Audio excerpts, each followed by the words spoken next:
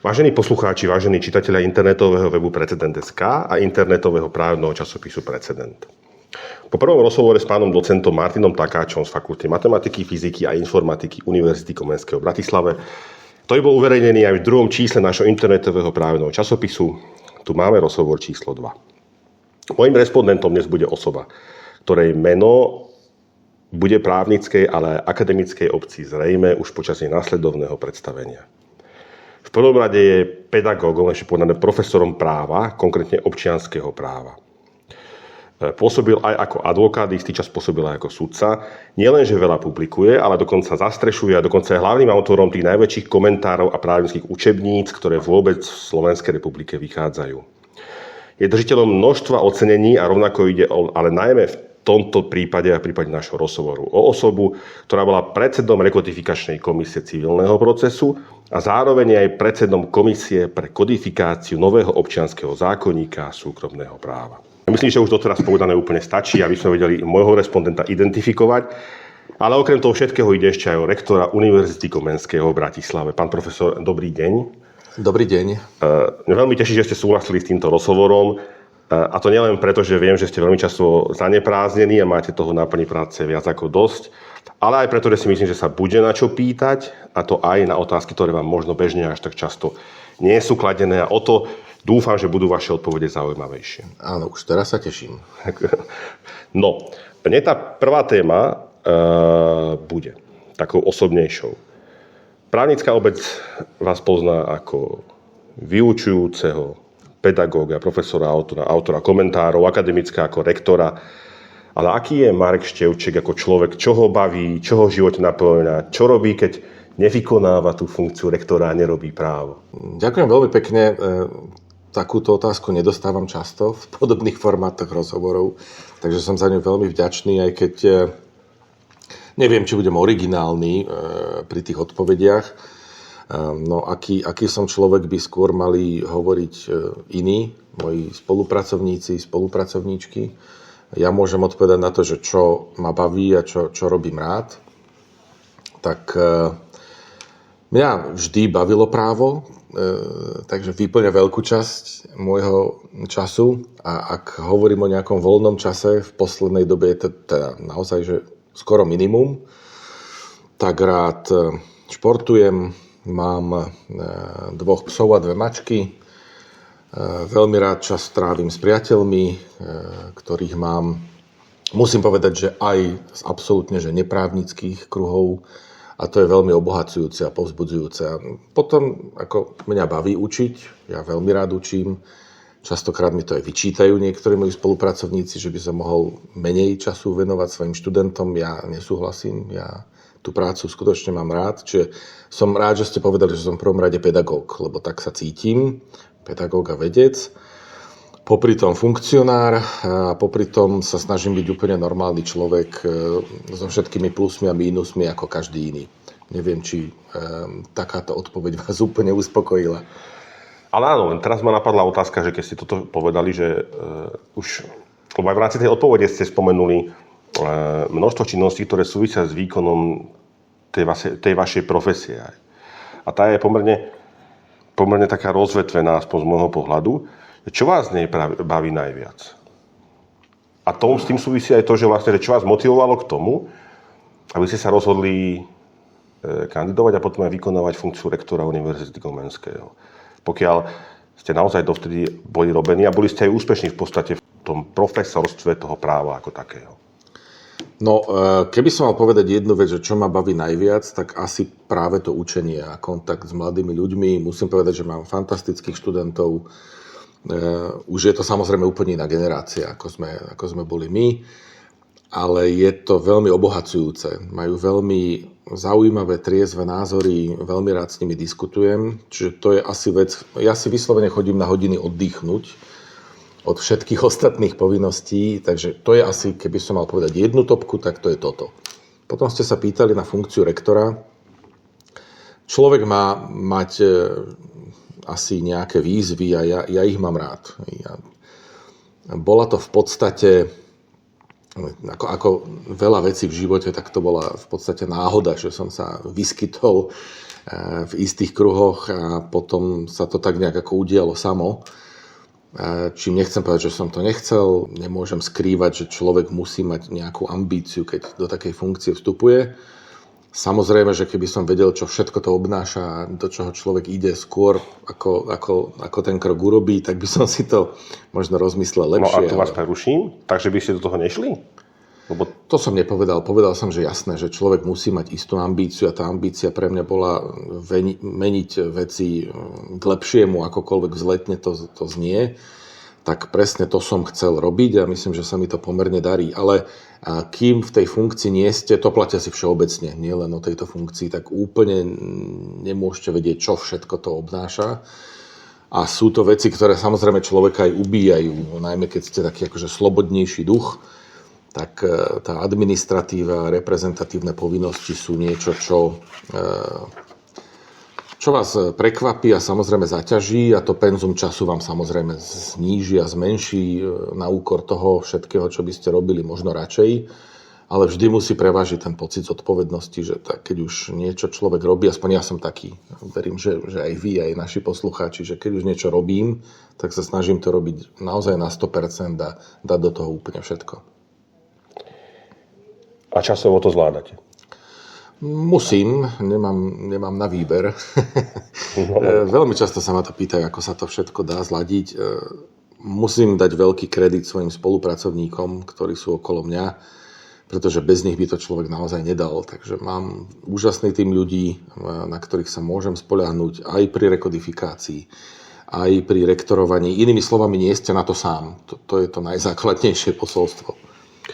Dobre, poďme k ďalšej téme, ktorá súvisí s rekodifikáciou procesu. Ja viem, že teraz sa hlavne rieši rekodifikácia súkromného práva, k tomu sa dostaneme. Ale predsa len zhruba pred 10 rokmi teda bol prijatý taký súhrn nových predpisov, konkrétne 3 hlavné, civilný sporový poriadok, mimosporový a správny súdny poriadok.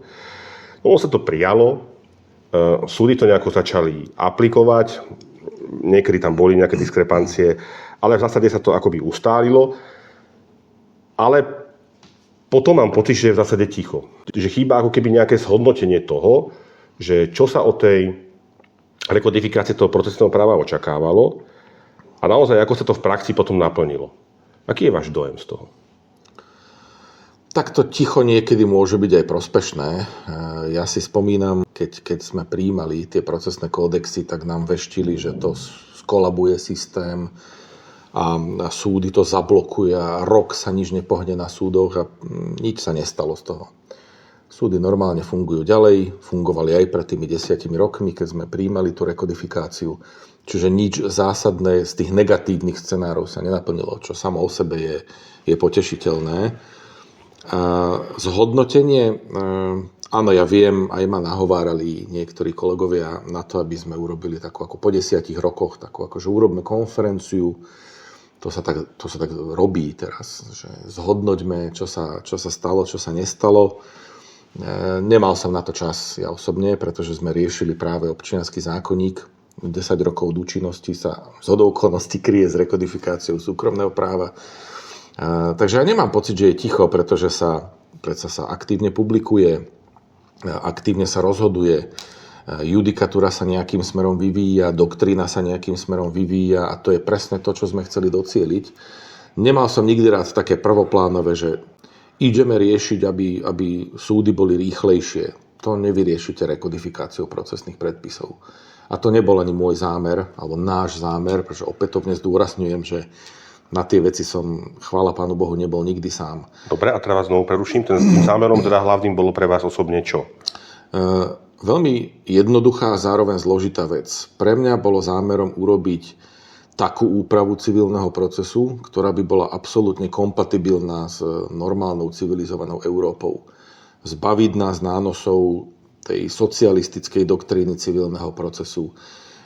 Vrátiť nás v tomto smere úplne normálne, že do európskeho hlavného prúdu a do štandardu toho, čo v Európe považujú za štandardný civilný proces. A presne to sa aj podarilo. Takže presne to bol náš zámer a to sa nám naozaj skoro, by som povedal, že bez ozvyšku podarilo. A máte pocit, že najmä tie sporové strany, respektíve účastníci právnych vzťahov, tieto zmeny aj v praxi cítia? Že naozaj cíti ten rozdiel, keď si porovnáme ten proces napríklad podľa civilného sporového poriadku a predtým podľa občianskeho súdneho poriadku?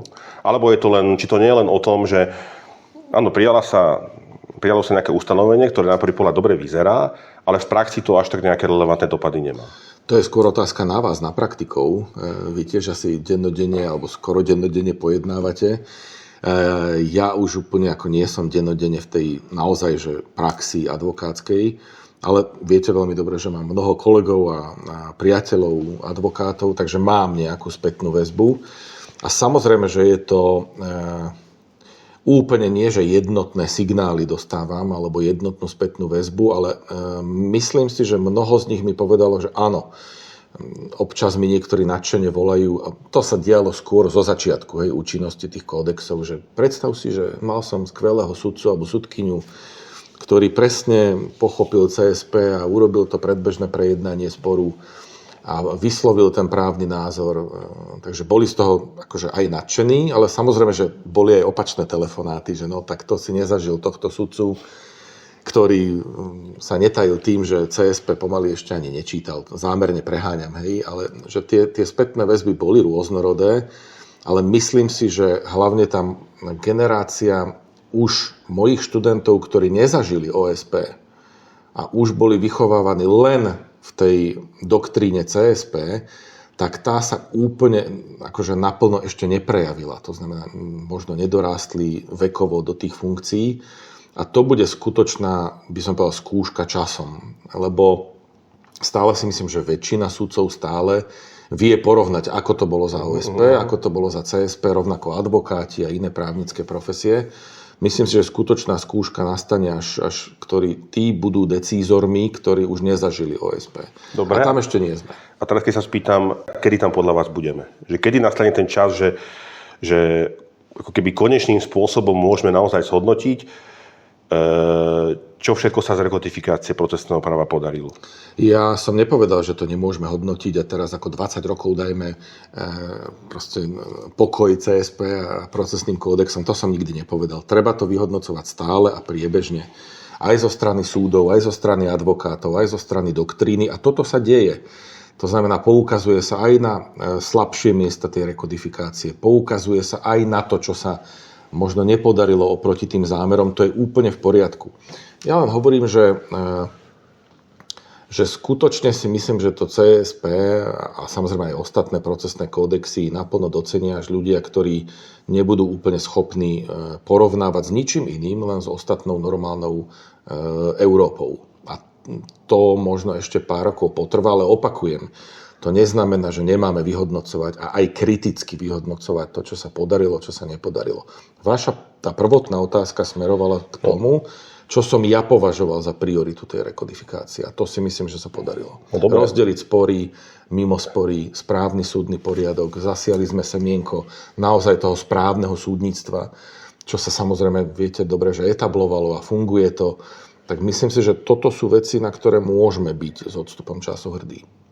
No ale nemali by sme pozitíva tieto úpravy a praxi, ktorá teraz je, hľadať práve v porovnaní s tým, čo bolo? Určite áno. Ja rozumiem tej otázke, ale to je, chvála Bohu, už možno úloha historiografie právnej. A s odstupom času to už nebude asi nikoho zaujímať, že ako to bolo pred 20 rokmi za OSP, ale bude ich zaujímať, ako tie procesné normy fungujú tu a teraz. Hej. To nás bude zaujímať a ja úplne nie som asi schopný zhodnotiť a neviem, či také niečo existuje, že či je niečo lepšie alebo horšie, pretože samozrejme tie socioekonomické podmienky sa vyvíjajú a je to niekde úplne inde ako pred 15 rokmi. Ale myslím si, že tie impakty boli aj výsostne pozitívne. Áno, o tom som presvedčený. Dobre, tak ešte predtým, než prejdeme k rekodifikácii súkromného práva, ktorá teraz je už verejne značne pretraktovaná, povedzme si ešte teda pár údajov z tej rekodifikácie toho procesu. Vy sám ste mi boli oponentom dizertačnej práce, sa priznám, ktorá bola robená v roku 2020 a v rámci nej som porovnával rozhodovaciu činnosť dovolacieho súdu počas účinnosti OSP, to znamená občianskeho súdneho poriadku a civilného sporového poriadku. A teraz čo z toho vyplynulo? Najvyšší súd Slovenskej republiky v dovolacom konaní počas OSP, občianskeho súdneho poriadku, odkazoval na iný prípad v 9% prípadov, na civilný sporový poriadok v roku 2019, zdôrazňujem, v 19% prípadov. To znamená zvýšenie právnej istoty, tak to je asi fajn, predpokladám.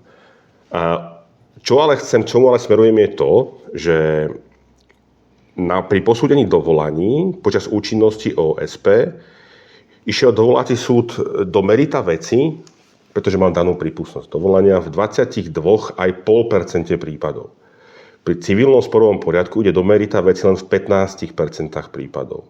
To znamená, že ako keby sa jednak odvolacie súdy viacej spoliehali na to, čo príjme najvyšší súd a týmto pádom sa od toho neodkláňali a nie je daná prípustnosť dovolania, alebo proste sú tam nejaké dôvody, na základe ktorého je správnosť toho názoru, ktorý ten odvolací súd aplikuje, už z hľadiska merita veci menej preskúmavaná. Nie je to škoda?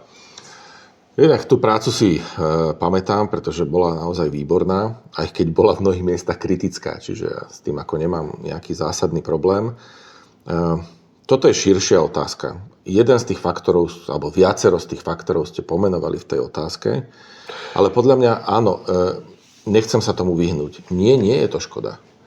Prečo si my stále myslíme, a asi si to myslíme mnohí, že proste najvyšší súd to máme na to, aby neustále niečo preskúmaval.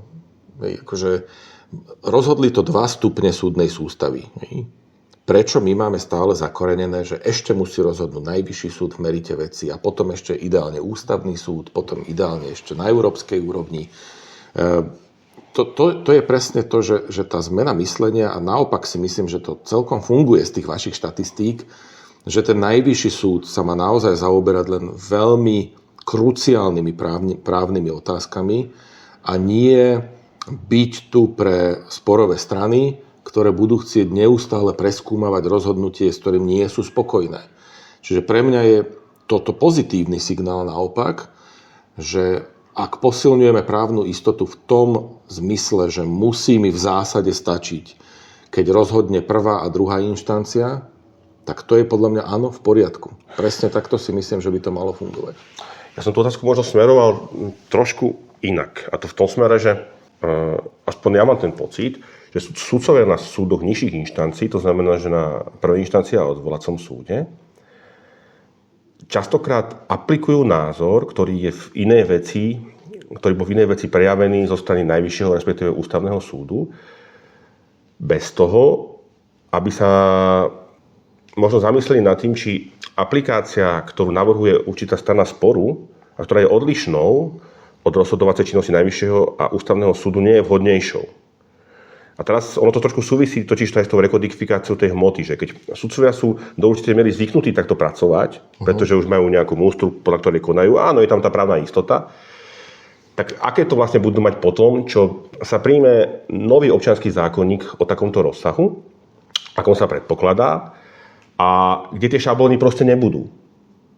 Nebudú. Proste tam, áno, bude tam zrejme nejaká kontinuita, k tomu sa dostaneme, ale faktom je, že tí sudcovia to budú mať ťažšie a zrejme budú musieť aj viacej rozmýšľať a rozhodovať sa podľa toho, ako oni budú vidieť a nazerať na tú vec.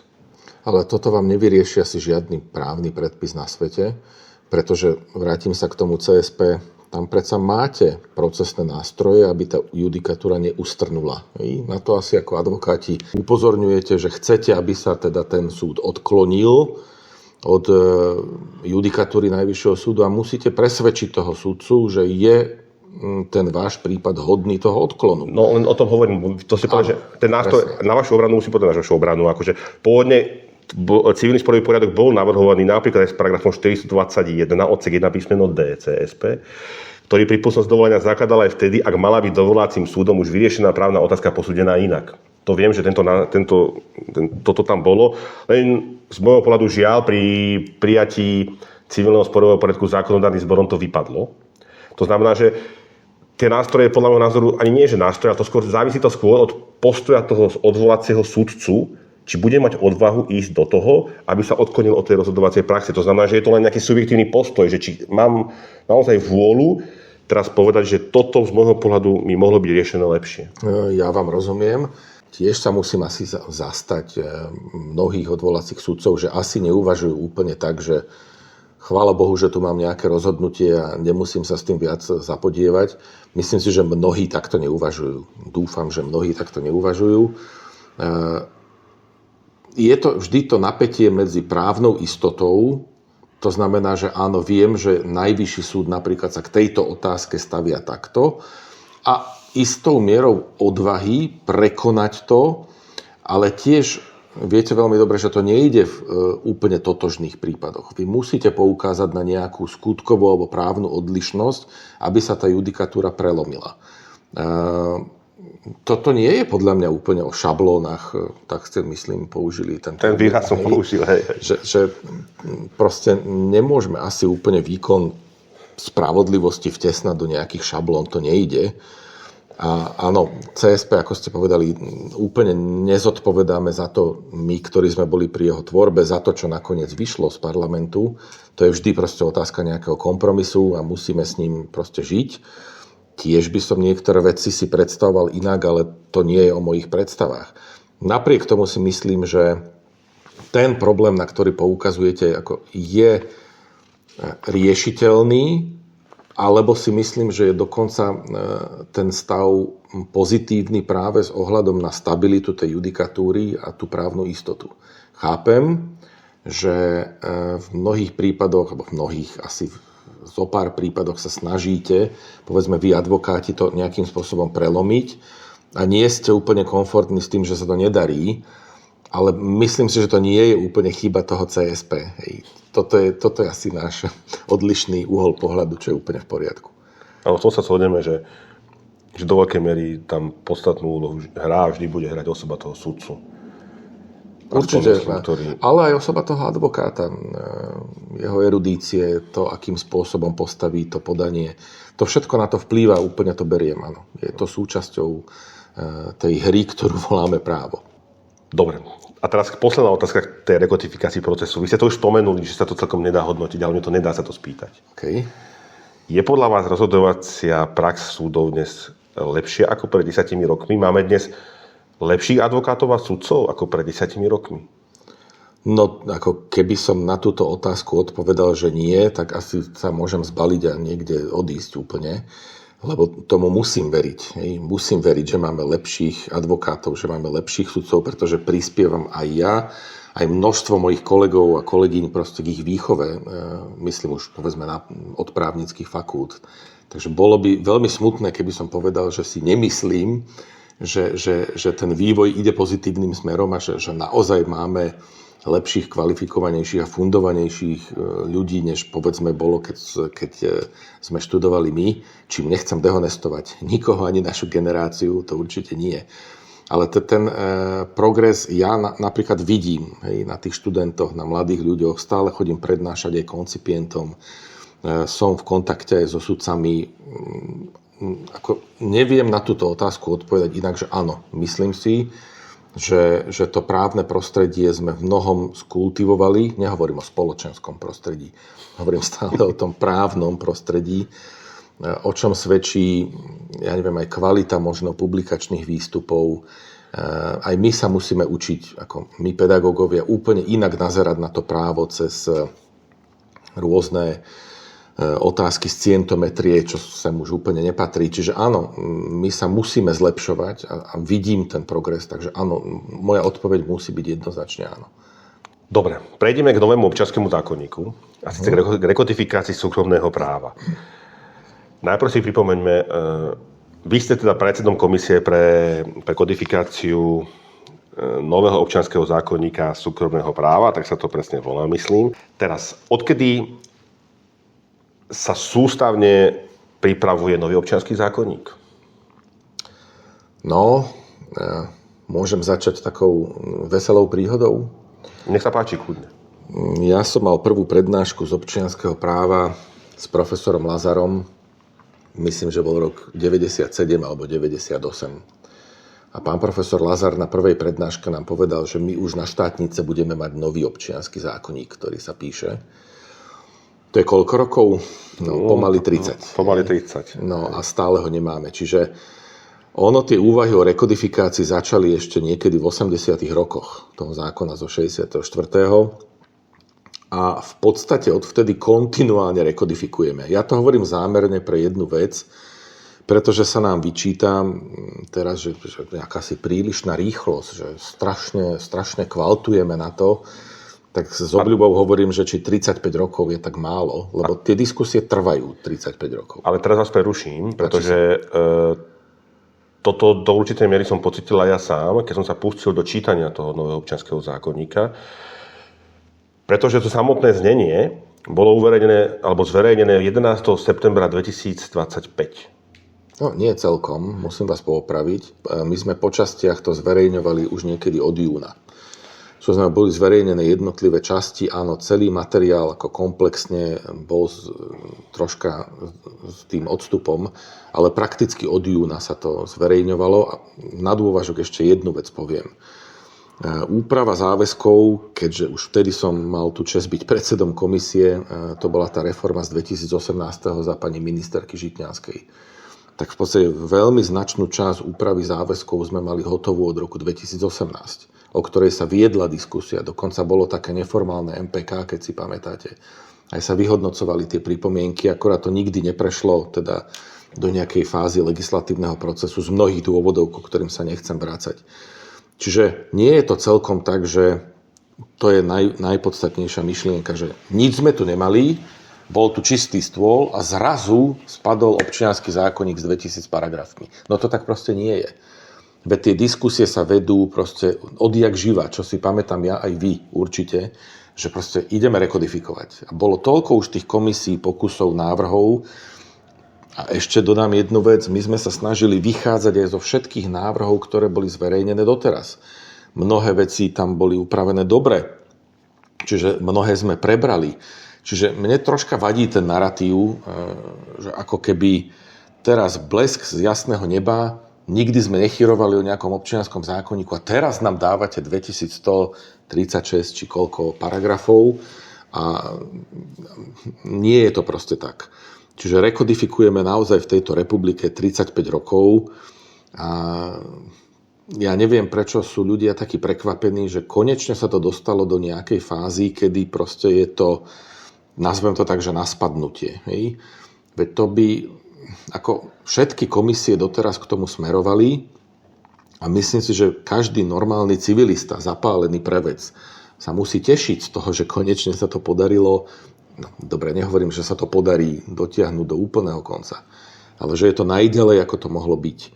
Pretože vychádzame z toho, že o tých veciach sa tu diskutuje kontinuálne proste desiatky rokov, o tých konkrétnych riešeniach, inštitútoch. To nie je niečo, o čom právnická obec nechyrovala. Nikdy v živote sme nepočuli o tom, že ideme zjednotiť záväzky s obchodným zákonníkom. To tak proste nie je. Čiže preto mi to troška prekáža, lebo to zďaleka tako nie je jediná vaša otázka, hej, že tých výhrad je podstatne viac, ktoré smerujú k tomuto. A tiež tomu celkom ako nerozumiem, lebo ako koľko ešte chceme diskutovať o tom, že potrebujeme novú úpravu súkromného práva. A predsa na mnohých veciach sme sa dávno zhodli, odborná verejnosť, hej, že takto to má byť. A teraz, keď príde konkrétna textácia paragrafov, tak mnohí, nehovorím, že všetci, sa tvária, že sú z toho prekvapení. Ale musím povedať, že mnoho konštruktívnych pripomienok, ktoré prichádzajú, musím oceniť, pretože naozaj sa venujú už konkrétnemu textu. Aj kolegovia advokáti, máme vo štvrtok stretnutie veľké s advokátskou komorou, tak sú to naozaj veľmi konštruktívne pripomienky, čiže ono sa to naozaj zvládnuť dá. To mi indikuje, že sa to zvládnuť dá. Že to nie je niečo proste nestráviteľné, ale že kto chce, tak si vie nájsť proste priestor na konštruktívne vecné pripomienky. No a teraz nadviažem na to, čo ste povedali. Sám ste povedali, že celá tá diskusia už prebieha niekoľko rokov. Pomaly 30 rokov, ako keby o tých nejakých inštitútoch. Áno, dá sa súhlasiť podľa môjho názoru s tým, že boli zrejme nejaké princípy, ktoré budú aplikované v rámci tej rekodifikácie toho súkromného práva hmotného. Otázka ale teraz možno je na konkrétne paragrafové znenie, lebo práve to bude rozhodujúce od dňa, kedy tá úprava nadobudne účinnosť. A preto sa pýtam, že keď naozaj ten človek, ktorý má záujem na tom, aby sa na to pozrel, prípadne dal nejaké svoje námety, tak on naozaj mohol už 20 rokov predpokladať, že niečo príde, ale stále to nechodilo.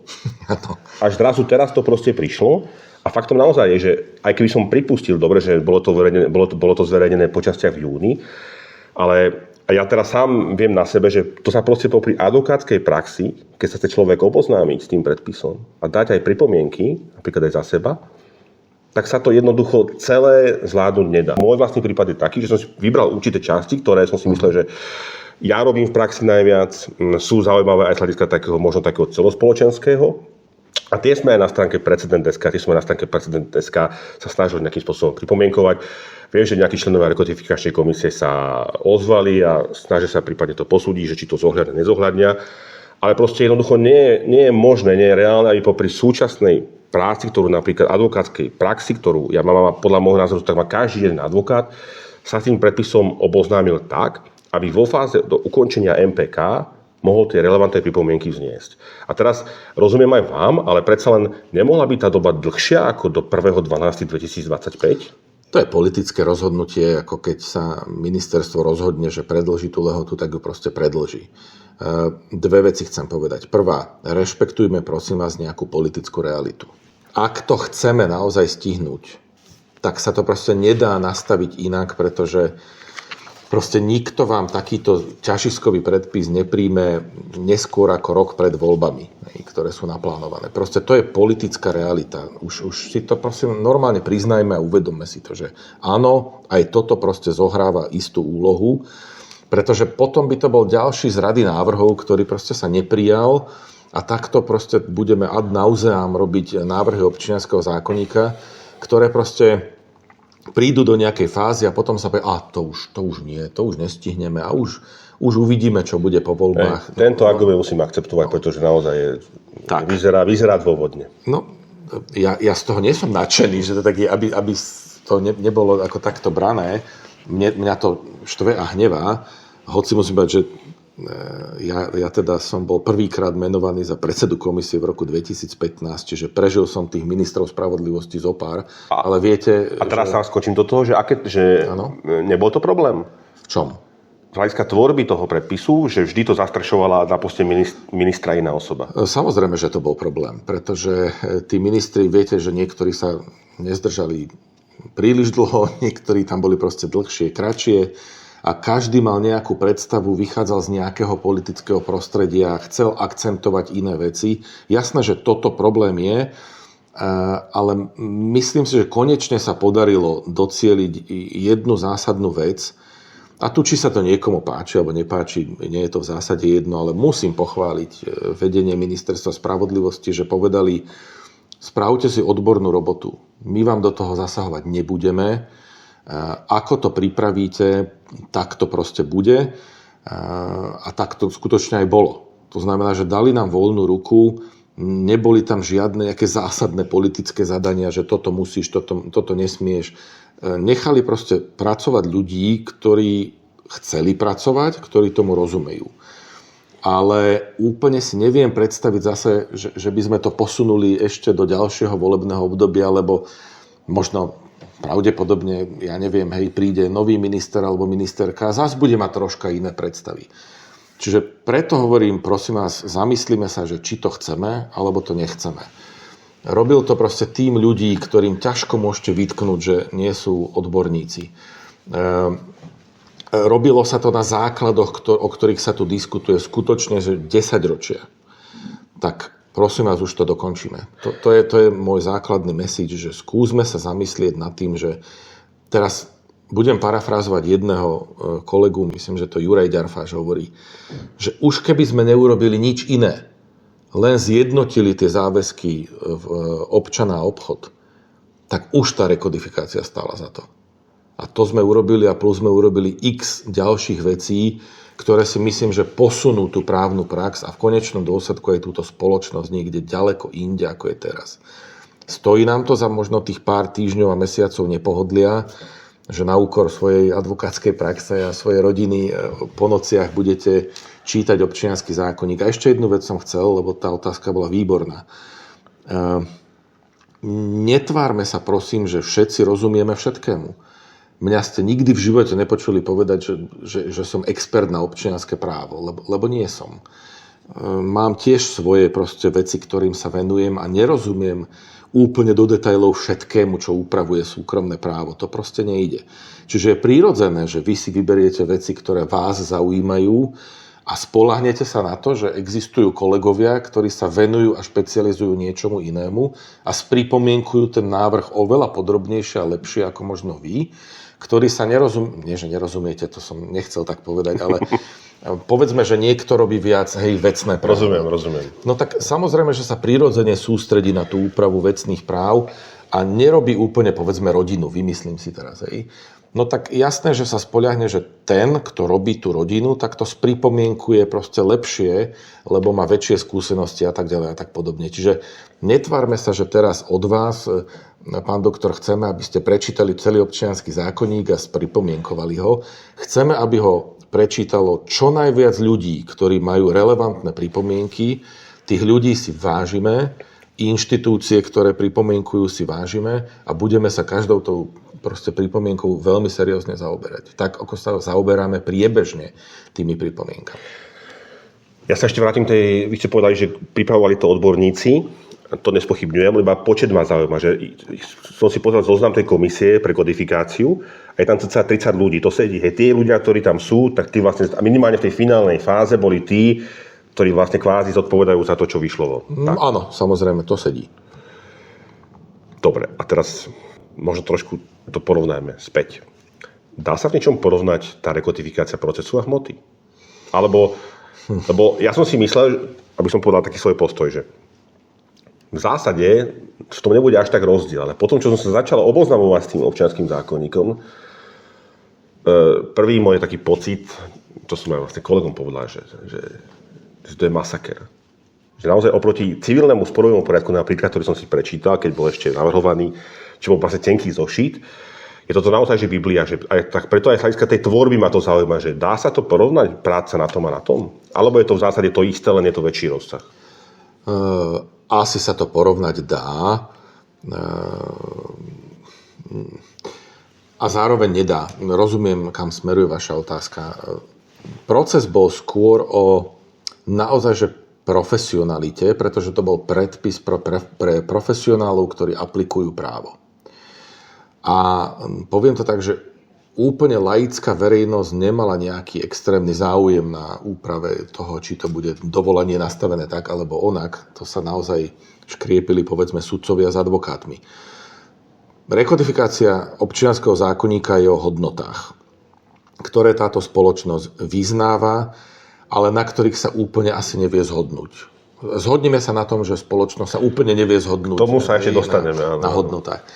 Ja vám poviem priebežný stav, každý si to môže asi pozrieť na Slovlexe, ale momentálne tak môj odhad 95% pripomienok chodí k rodine.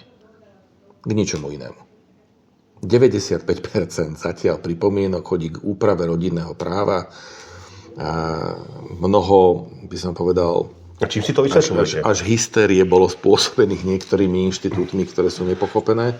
No, je to spôsobené takou citlivosťou spoločnosti na niečo, čo zažíva každodenne a možno nie dostatočne im je to zo strany, povedzme, médií vždy vysvetľované. Nehovorím, že vždy a zásadne, ale boli mnohé také ako dezinterpretácie.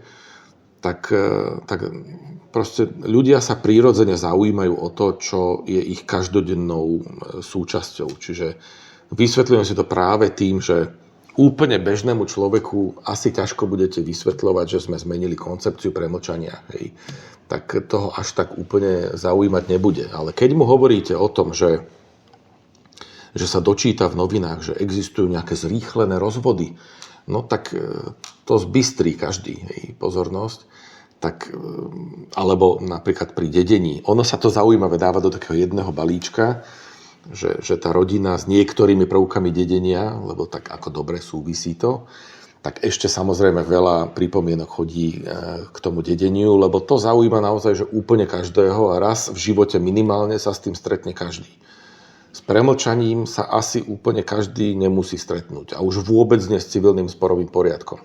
Čiže v tomto je tá práca iná. Vrátim sa na začiatok tej otázky, že ten profesionálny výkon je porovnateľný zo strany všetkých, ktorí na tom participovali, ale tie dopady sú neporovnateľné v tom, že sú oveľa širšie pri tej hmote a to proste priznávam. Áno, je to tak.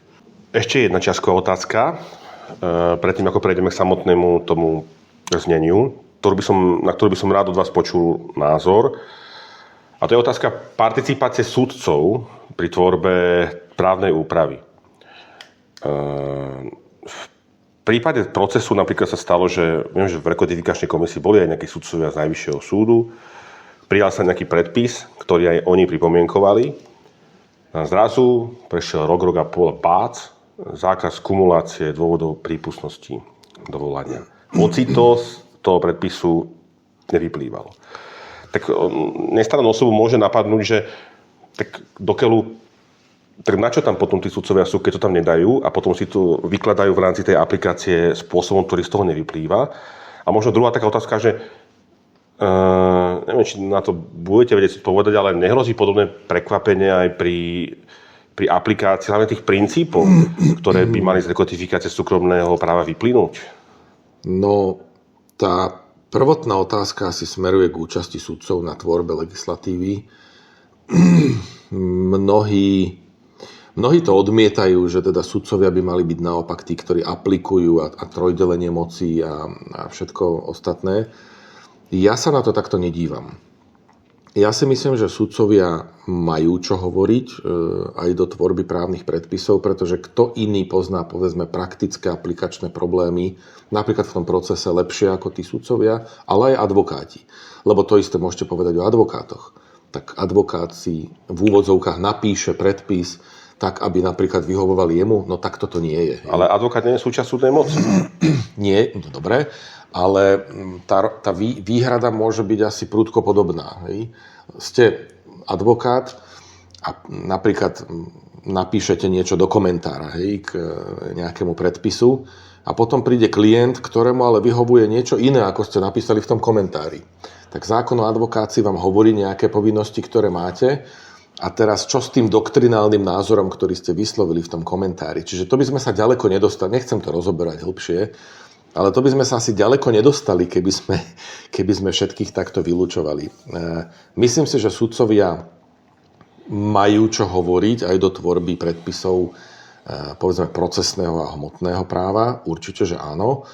A k tomu, čo ste naznačili v tej otázke, to neboli zďaleka len sudcovia, ktorí tak rečeno zmenili názor, hej, po istom čase od rekodifikácie. Možno je to do istej miery prírodzené. Klasik hovorí, že len hlupák nemení názory.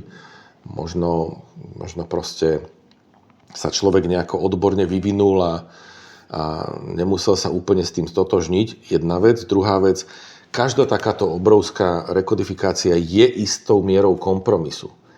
To znamená, že nikto si nemôže povedať, že tak toto si tu presadím a ostatní do toho nemajú čo hovoriť. Čiže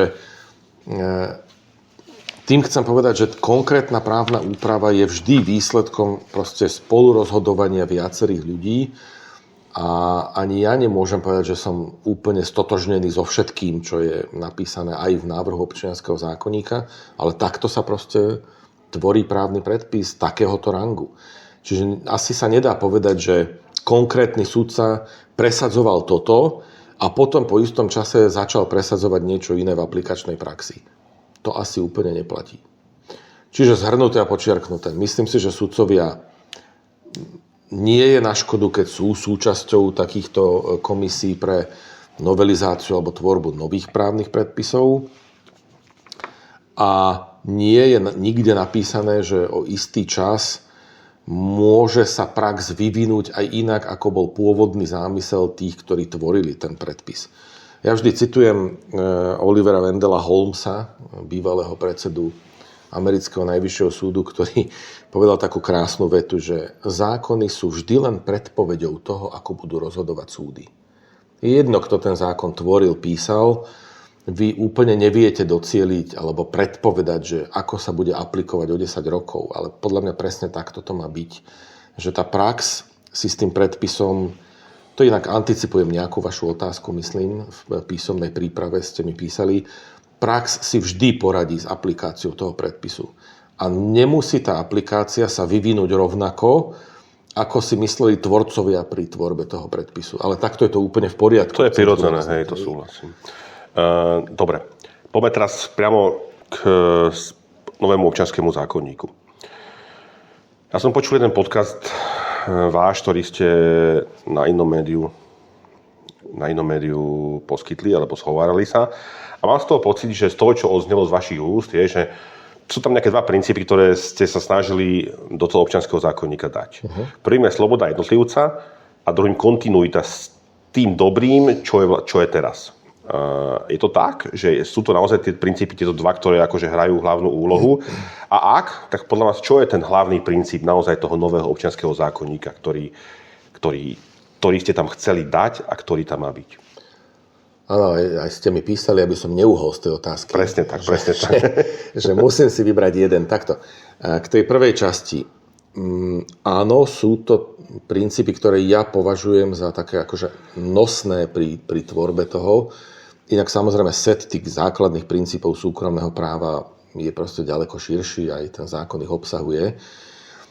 A troška by som možno poopravil, že sloboda jednotlivca, ja mám radšej tú autonómiu vôle. To je pre mňa akože aj etablovaný princíp v súkromnom práve. A potom ten druhý, tá kontinuita, ja som tam dodal slovko racionálna kontinuita.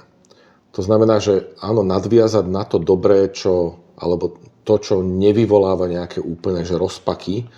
Vždy používam príklad, že keď je niečo právny úkon, máme to doktrinálne ustálené, máme to odjudikované, nevidím dôvod meniť pojem právneho úkonu.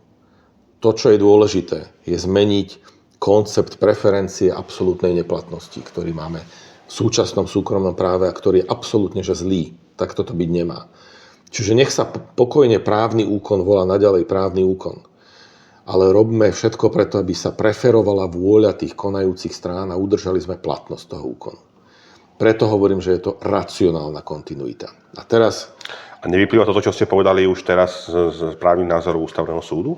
Z preferencie výkladu o platnosti zmluvy pred neplatnosťou? Áno, jasné. Samozrejme, že vyplýva. My sme sa snažili pri tej rekodifikácii dbať aj o to, aby sa ustálené doktrinálne alebo judikatúrne názory rešpektovali a naopak sa dostali priamo do textu zákona.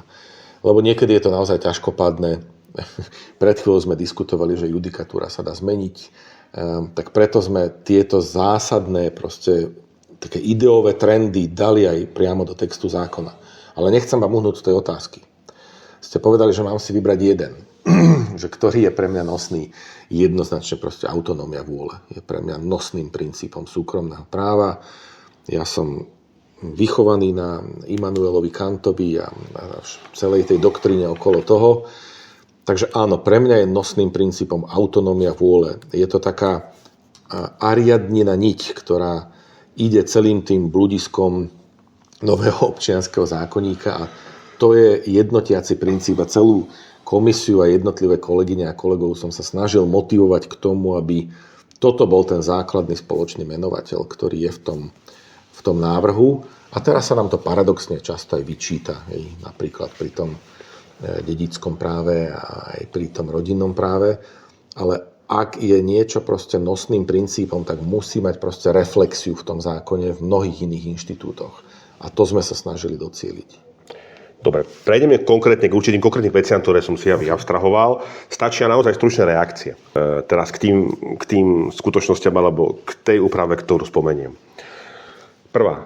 Podľa návrhu v roku 2022 ktorý som sa ja oboznámil, cca tak nejak, mali byť stavby súčasťou pozemku. V tom súčasnom to tak nie je. A teraz ja nehovorím, že či súhlasím, nesúhlasím, to je momentálne jedno. V konečnom dôsledku môj názor vôbec nie je dôležitý. Zaujímavé niečo iné. Čo viedlo rekodifikačnú komisiu k zmene toho náhľadu? Ja viem, že som ukecaný asi a veľmi ťažko sa na takúto zložitú otázku dáva jednoduchá odpoveď. Ale dobre, keď mám byť, že brutálne to zjednodušiť, tak čo nás viedlo k tomu, že sme superficiálnu zásadu nepoňali do návrhu OZK, je obyčajná praxeológia.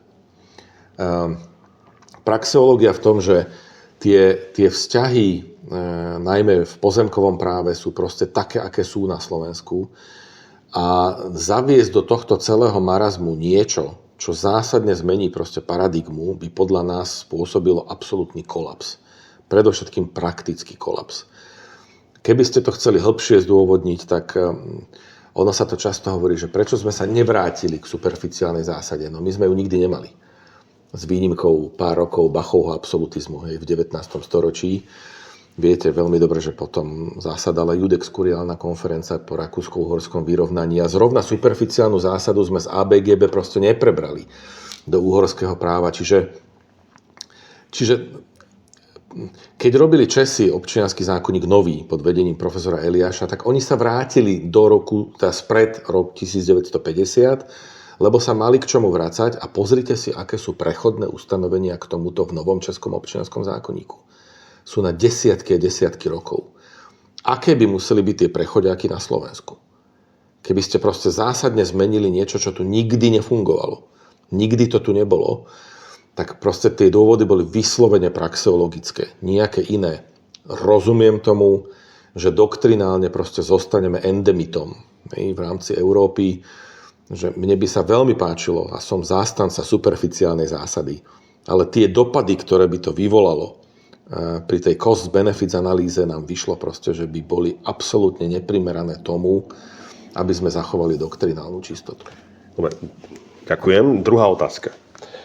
Inštitút zákonného predkupného práva by sa mal podľa úpravy, ak som také dobre rozumiem, zúžiť len na veci slúžiace na bývanie. Ono to nie je, že nehnuteľnosti, ale na veci slúžiace na bývanie. A teraz, ja sám som pomerne dosť publikoval v poslednom obdobie o predkupnom práve a z toho, čo som sa dočítal, som v podstate zistil, že ide, a naozaj ja osobne mám aj to presvedčenie o inštitút, ktorý je pokrokový, pretože on nie, že obmedzuje toho napríklad spoluvlastníka, ale práve, že robí spoluvlastnícky vzťah atraktívnejším, pretože mu garantuje, že tá spoluvlastnícka štruktúra sa nebude výrazne meniť, respektíve, že má možnosť predísť tomu, aby došlo k výraznej zmene, ktorá napríklad jeho pôvodnú motiváciu vstúpiť do toho spoluvlastníckeho vzťahu ovplyvní. Nehovoriac o napríklad rodinných veciach, vy môžete zdediť aj nejakú budovu, ktorá je nebytom a za danej právnej úpravy bude môcť určite rodinný príslušník to previesť v podstate hocikomu a ostatní rodinní príslušníci na to nebudú mať čo povedať. Takže základná otázka je tá, že prečo je inštitút zákonného predkupného práva obmedzovaný len na veci slúžiace na bývanie? No vidíte, toto je jedna z vecí, na ktoré sa napríklad nezhodneme my dvaja, čo je úplne v poriadku. Ja to rešpektujem, ale ja to nepovažujem za pokrokový inštitút. Tie argumenty sú poprvé komparatívny. To znamená, že v tých právnych poriadkoch, kde sme sa inšpirovali, tak tam nie je takéto univerzálne všeobecné predkupné právo, ale len parciálne napríklad. Ako sme ho my zachovali, pozrel som si to pred rozhovorom, myslím, že je to paragraf 1773, 1773 v tom návrhu OZ, keby si to niekto chcel pozrieť. Áno, len na tie veci, ktoré slúžia na bývanie. A prečo ho navrhujeme vypustiť? No, tento univerzálne všeobecné predkupné právo. No, lebo autonómia vôle. Vy ste použili ten prípad, že zdedíte niečo. To znamená, dostanete sa do spoluvlastníckeho vzťahu, ani neviete ako. Nechceli ste. Proste niečo ste zdedili a zrazu vám zákon hovorí, s kým to máte spoluvlastniť, s kým to máte obhospodarovať, s kým sa máte radiť o tom, čo budete robiť, s tou nehnuteľnosťou. Tak pre mňa je tá otázka, ak dôsledne dodržujem princíp autonómie vôle, tak nemá mi to, čo hovorí do toho, komu ten svoj spoluvlastnícky podiel prevediem. Že nevidím racionálny dôvod na to, aby mi zákon teda štát hovoril, že musíš to previesť jedine týmto. Ale Autonómia vôle hovorí, že... že... teraz zákon nehovorí. No, tak hovorí, že musíte to najskôr ponúknuť Hej. tým ostatným spoluvlastníkom, ale to už je veľmi výrazný zásah do autonómie vôle a zmluvnej slobody. Toto je ideová otázka, s ktorou ja chápem, že nemusí každý súhlasiť, ale pýtali ste sa na dôvod. Ten dôvod je takýto. Dobre. Tretia otázka, ktorá asi bude pomerne zaujímavou pre množstvo ľudí. Začnem citátom článku 41 odsek 1 ústavy, druhá veta. Slovenská republika manželstvo všestranne chráni a napomáha jeho dobru. A teraz asi viete, k čomu smerujem. No.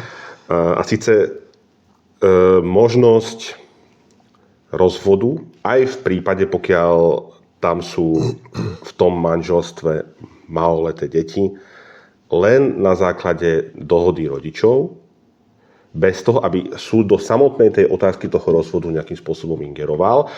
Ja viem, že mi na to poviete, že musí tam byť súčasťou toho aj dohoda o úprave súvisiaca o právach povinností maloletým deťom, ktorá musí byť v ich najlepšom záujme.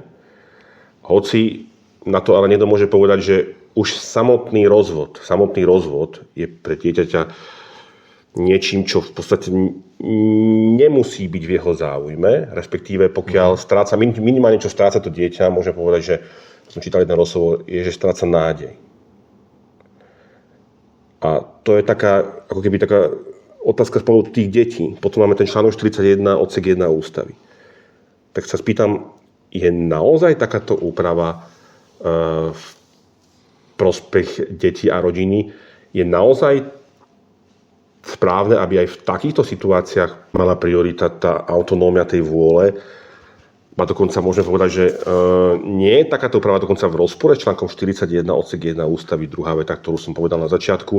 Respektíve je naozaj taký problém, aby ten sudca aspoň možno na takom nejakom základnom, možno 2-3 vetami sa snažil vstúpiť do toho a zistiť predtým, ako samotné tie pojednávania začnú, či naozaj sa títo dvaja v záujme tých detí nejakým spôsobom nemôžu tieto problémy, ktoré tam majú, preklenúť a s nádejou, že to bude fungovať tak, aby práve to bolo v tom najlepšom záujme tých maloletých.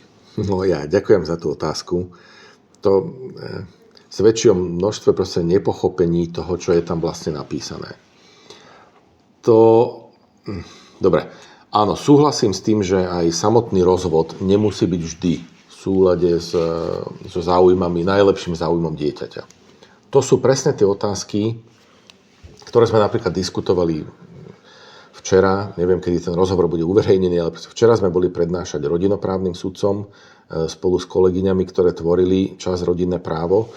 A to je presne otázka, či má byť konanie o rozvod obligatórne spojené s UPP, alebo to rozdelíte. No, my si myslíme, že tá súčasná úprava je práve preto dobrá, že aj ten rozvod... Súčasnú myslíte tá, čo je teraz účinná, alebo tá, čo má... Myslím procesná účinná, že áno, rozvod je obligatórne spojený s konaním o to tam tá, čo je aj teraz už aplikovaná. Hej. Tak, práve preto, že áno, už samotný rozvod nemusí byť v najlepšom záujme dieťaťa. A teraz k tej novej úprave. Prosím vás, to je naozaj nepochopenie. Jediné, čo tam je napísané, je, že súd v takýchto prípadoch nezisťuje príčiny rozvratu. Ale samotný ten rozvrat musí konštatovať, pretože je to mimosporové konanie, je to hmotnoprávna podmienka a vyšetrovací princíp v CMPčku proste platí. Čiže to je prosím nepochopenie a som rád, že to môžem vysvetliť. Aj pri takýchto tých, akože nazveme to, že nesporový rozvod, súd musí konštatovať, že k rozvratu vzťahov došlo. Akurát nezisťuje ich príčinu. To je celé. Prosím vás, nerobme z toho nejakú ako drámu, že prídete a súd len medzi dvermi ani na vás nepozrie a vás rozvedie. Nie, tak to proste nebude. Ale nie sú to spojené nádoby? Nie sú to spojené príčina nádoby. Toho rozvodu? Nie. Tie príčiny sú práve často tie traumatizujúce veci, že sa vás pýtajú na detaily z intimného života a kto komu bol neverný. Tu vám do toho zase skočím trošku, lebo keď môžem, pardon. Lebo práve, akože ja mám z toho pocit, že ono naozaj toto je hlavný argument, ktorý v podstate ako bežný čitateľ nejakých médií proste vidím všade. Proste súdca sa pýta tých dvoch ľudí, kedy spolu naposledy intimne existovali. Ano. Ale proste ten súd do toho možno v záujme tých detí môže vstúpiť aj bez toho, aby sa toto pýtal. Viete, že toto je extrém. Ale to predsa manželstvo nie je len, keď to mám tak povedať, o tej otázke toho intimného spolužitia. Samozrejme, však máme definovaný spoločenský účel manželstva a to je úplne v poriadku. A ešte raz opakujem, aj pri nesporovom rozvode, kedy proste, povedzme, tí dvaja manželia sú dohodnutí, dohadujú sa aj teda o UPP, tak musí skúmať jednak, či je to v najlepšom záujme maloletého dieťaťa. A musí proste, lebo to je konanie podľa CMP, čiže on musí zistiť tú hmotnoprávnu podmienku, že nastal trvalý rozvrat vzťahov a manželstvo už neplní svoj spoločenský účel. Ale nezisťuje príčiny, to je celé. To znamená, že keď tí dvaja manželia za splnenia podmienok, zase to tiež nie je, že hociaké manželstvo, proste prídu do tej pojednávacej miestnosti, hodzaj podajú spoločný návrh na rozvod manželstva, čo práve tá nová úprava umožňuje, podať spoločný návrh, alebo že ten druhý sa pripojí k návrhu toho manžela, ktorý podal ten návrh, tak súd musí zistiť, či je tam rozvrat a či je to v najlepšom záujme maloletého dieťaťa. Toto stále platí. Akurát nezistuje príčiny, to znamená, nepídi sa, keď to tak poviem nespisovne, potom prečo to nastalo, čo za súčasnej úpravy musí robiť. Musí zisťovať aj príčiny toho rozvratu. Všetko, čo je v tom nesporovom rozvode napísané, je, že nemusí zisťovať príčiny. Rozvrat musí byť spôsobený, hmotnoprávna podmienka musí byť naplnená, vyšetrovací princíp platí v CMP a samozrejme sa to posudzuje aj s ohľadom na najlepší záujem dieťaťa. Toto by som chcel, aby sme si vyjasnili. Že to naozaj nie je také, že ľudia prídu že sa presne, dohodou a súdy rozvádza. Nie, takto to naozaj nie je, ani to tak nie je napísané. Len to chce proste vysvetľovať. Aj pri CSPčku, keď si pamätáte, tak mnoho vecí budilo na začiatku tiež také akože extrémne obavy, že čo bude. Môj obľúbený, myslím, článok 4 CSP. Čo sa stalo? Nič. Nič dramatické sa nestalo. Proste naopak, Ústavný súd viacerokrát použil, napríklad ten článok 4. Čiže myslím si, že toto si sadne tá úprava, keď sa vysvetlí, že je to takto, žiadne, že vás rozvedie na matrike úradník alebo súdca od stola, to proste tak nie je. Dobre? To som chcel zdôrazniť. Dobre. Posledná otázka z hľadiska konkrétnej nejakým spôsobom úpravy, aj keď v zásade je všeobecná. Zlepší sa vymožiteľnosť práva vďaka novému občianskému zákonníku? No OK, čo je to vymožiteľnosť práva? To je to, keď máte súdne rozhodnutie, aj keď vieme, že to súvisí s procesom do určitej miery, ale že keď máte súdne rozhodnutie, že vám nebude na dve veci. Toto nie som schopný garantovať, že sa zlepší niečo, lebo pre mňa je to taký bájny pojem, že vymožiteľnosť práva. Ja si myslím, že právo má byť zrozumiteľné, predvídateľné, aplikovateľné v nejakých mantineloch a ak na tomto sa zhodneme, že to môže byť ten taký ako skôr žurnalistický pojem vymožiteľnosť práva, tak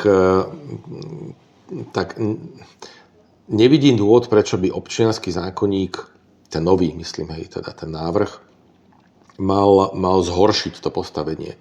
Ale naozaj to, že či vy môžete povedzme pohľadávku, ktorú vám niekto, teda svoju pohľadávku a jeho dlh, tak to asi nie je úplne otázka hmotnoprávna. To je otázka procesná a predovšetkým exekučného poriadku. A možno na prvom mieste je to otázka nejakej právnej kultúry spoločnosti. A áno, trúfam si povedať, že k zvýšeniu tej právnej kultúry má prispieť aj nový občiansky zákonník. Ja som to v jednom rozhovore, myslím, že pre Bulletin advokácie slovenskej, nazval, že každý občiansky zákonník má spoločnosť aj vychovávať. A myslím si, že túto ambíciu majú aj tento nový občiansky zákonník a tým prispieva k zlepšeniu právnej kultúry a tým nepochybne prispieva aj k zlepšeniu toho mýtmi opradeného pojmu vymožiteľnosť práva. Posledné 3 otázky. Nech sa páči. Prvá. Naozaj sme ten nový občiansky zákonník potrebovali? Nestačila len kontinuita ako keby v tom, čo bolo a vypustenie vecí, ktoré tam sú ako pozostatky prechádzajúcej doby? No teraz budem trošku zlý. Poznáte Platónovo podobenstvo o jaskyni z ústavy? No povedzte. No, ľudia žili celý čas v jaskyni, kde horel oheň a vrhal také divné tiene, hej, boli prikovaní a oni videli len tie tiene. Keďže v tom žili celý život, tak si mysleli, že takto to má vyzerať. Toto je realita. Takto to je, super, takto žijeme a v tomto sme fajn. Až kým jeden z tých väzňov sa proste nedostal von a neuvidel denné svetlo, neuvidel prírodu, ako v skutočnosti vyzerá. Hej. A my, právnici, a nie len právnici, mám pocit, že často žijeme v tej platónovskej jaskyni. Že myslíme si, že toto je super, takto to má fungovať. Ale v tom inom svete, v tom svete vonka tej jaskyne to tak proste nefunguje. A tie inštitúty fungujú úplne inak. Čiže týmto svojím príslovečne širokým epickým úvodom sa dostávam k tomu, že jasné, že sme potrebovali rekodifikáciu. Jasné, že potrebujeme zmeniť tú paradigmu. Pretože jedna z častých otázok, že prečo zákon o rodine prestane byť zákonom o rodine a bude v občianskom zákonníku.